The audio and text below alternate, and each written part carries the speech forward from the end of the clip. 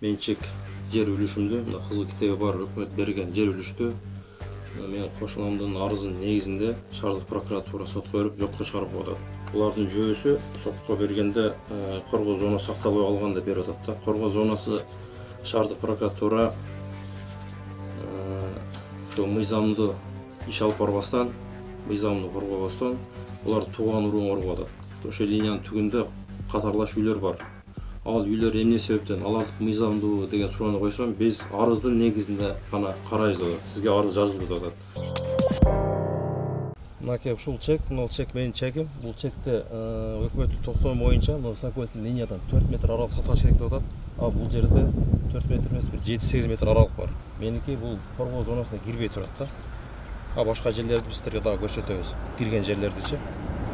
Урматтуу Садыр Нургажевич, урматтуу Кансубек Кыдыршаевич, мен Жалал Абад шаарынын тургуну Ажибеков Эрнест Үмөтович мен сиздерге аргасыздан кайрышка туура келип жатат.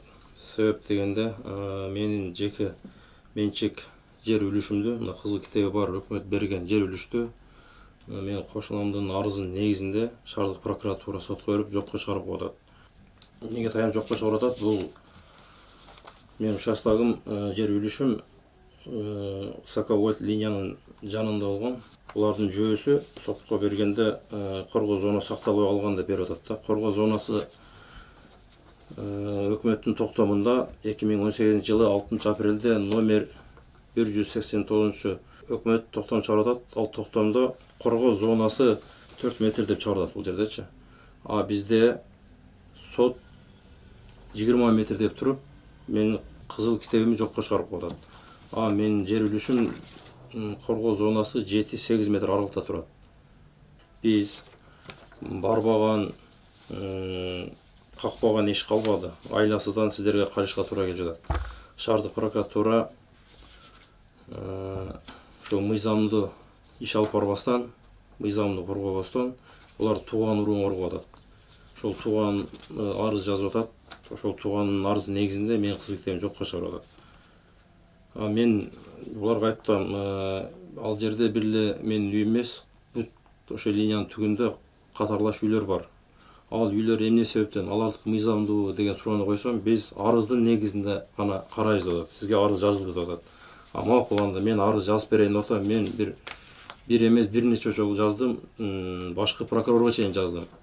Азыркыга чейин, мурунка чейин бул акыркы арызым, бул акыркы быйылкы жылдын эсебинен жазылган арыз, бул шаардык прокуратурага жазылган арыз.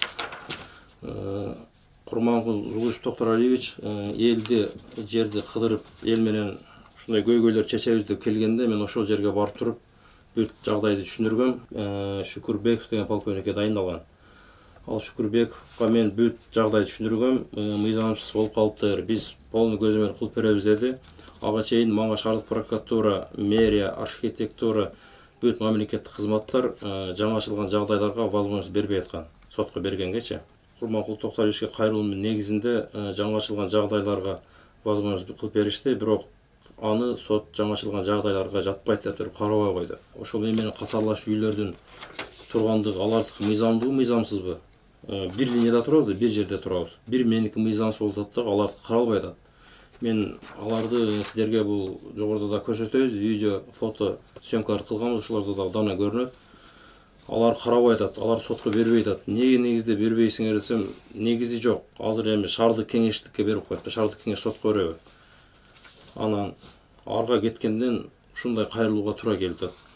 Бир ошол Садыр Нургожевичтен, Кансубек Кыдыршаевичтен сиздерден жардам сурайбыз. Мыйзамсыз нерсени талап кылган жокмун, өзүмдүн мыйзамдуу укугумду коргоого аракет кылып атам. Бул жерде мыйзамсыз аракеттер кылып атат. Ошого жардам берүүңүздү деп суранам. Мыйзамдуу мамлекетте жашайм, бизде мыйзам иштейт деп ишенем. Бул эми убактылуу, бул да Алла Тааланын берген сыноосу деп билем. Бизде шаардык прокуратура только тууган уругуна иштеп атат, мыйзам иштебей атат бизде. Курманкул Токтор Алиевич бизге көзөмөл кылып беребиз деген, бирок айтып сиздерге түшүндүрүп кеттим, жыйынтыгы жок. Мындайча айтканда, Курманкул Токтор Алиевич укпайт деле экен булар. Мен укугум боюнча, мен кыргыз мамлекетинде жашап, кыргыз мамлекетинин жаран катары, мен өмүрүмдө бир жолу жер үлүш алган укугум бар. мен ошол укугумду пайдаланып атам. Мен ашча нерсе алган жокмун. Мыйзамда көрсөтүлгөн нерселерди талап кылып атам. Мен болгон күч аракетимди өзүмдүн укугумду коргоо үчүн жумшайм. Бул кызыл китепти мага мамлекет берген. Мен атам жазгап берген эмес. Буну ким берген органдар, буну мыйзамдуу бергенби, мыйзамсыз бергенби, ар мыйзамдуу берген болсо өзүнүн ошо кылган ишин коргош керек эле. Мыйзамсыз болгон болсо, мыйзамсыз кылган болсо, бул мыйзамсыз кылганына жооп бериш керек эле. Бул жерде жооп бере турган эч ким жок. Мен өзүм эле жасап алгандай мамиле болуп атат. Мамлекеттик органдар жасап бергенден кийин бул мыйзамдуулук сакталыш керек. Бул бир мыйзамдын негизинде берилген да мага жөндөн жөн эле бербесе керек деп ойлойм. Бул 2007 жылы Жалал Абад шаардык мэриясы токтом чыгарып берип атат мага. Бүт проекттерди жасап атат. Кызыл китепти госрегистр берип атат мага. Өкмөттүн токтомунда бул жерде көрсөтүп атат. Коргоо зонасы 4 метр болуш керек деп турупчу. Биздин сот, прокуратура 20 метр деп туруп, мен жерим жокко чыгарып атат. Бул бүт мыйзамсыз аракеттерди кылып атышат. Азыр менин ушул жер үлүшүм боюнча кызыл китеп 3 станциядан тең шаардык, областтык, жогорку соттон жокко чыгарылып, азыр бузууга берген сот аткаруучуларга. Сот аткаруучулар азыр бузбасаң өзүбүз барып техника барып бузабыз атат.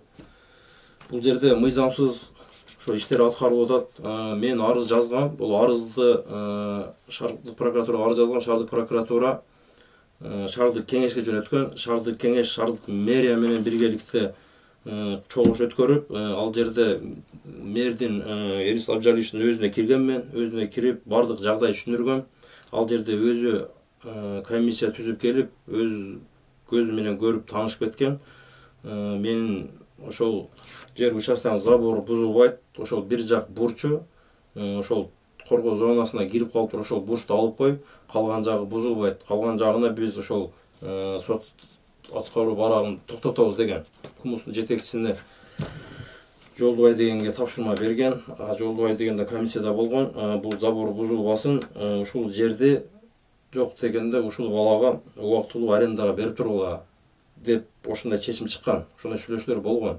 Бирок ал жерде макул болгон кумус жетекчиси. Кийин мага ошол сот аткаруу барагын келгенден кийин ошону жабыштын максатында мен мэрияга баргам. Жалал Абад шаардык мэрияга барып, ушундай мага аткаруу барага келди. Ошол келишим кагазын бериң, сот аткаруучусу сурап атат. Ошону апарып тапшырып ишти жаап кой десек, каршылык кылып болбой атат, бербей атат. Мэр ушундай деп айтты эле койсом, мэрдин өзүнө кире алмайт дейт. Мэрдин өзүнө кирсем, уже мэр 180 градус башка жакка өзгөрүп кеткен.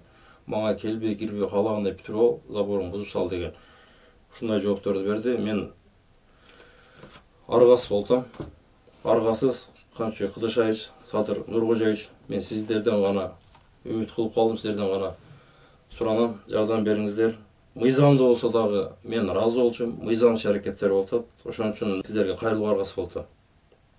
Мен катарлаш үйлөр боюнча мен дагы арыз бергем. Алардыкы мыйзамдуу, меники мыйзамсыз болуп атат да. Түшүнүксүз болуп атат. Мыйзам баарыбызга бирдей да. Алар жашаган катарда мен да жашап атам да. Анан мен дагы прокуратурага арыз берип атам. Булар только арыздын негизинде гана карайбыз деп атат да. Мен арыз берсем, булар арызды, мен арызды сотко бербестен, мен менен катарлаш үйлөрдү. Булар шаардык кеңешке жөнөтүп атат. Шаардык кеңеш мэрия менен ошондой чогулуш кылып туруп, мени алдап атышат да булар. Мени алдап коюшту. Биз өз алдынча сүйлөшүп бүтүрдүк, сотко жеткирбестен эле деп туруп, немеге ошондой жооп берип атат прокуратурага. Менин арызым ошо менен жыйынтыксыз сотко дагы берилбестен, менин ишим дагы бүтпөстөн жыйынсыз калып кетти. Бул жерде кайдыгер мамиле карап атышат. Бул жагындагы бүт прокуратура, сот, архитектура, госрегистр, мэрия, кумус бардык кызматкерлердин кызматтык абалындагы элге кылып аткан мамилесин дагы карап бериңиздерди суранам.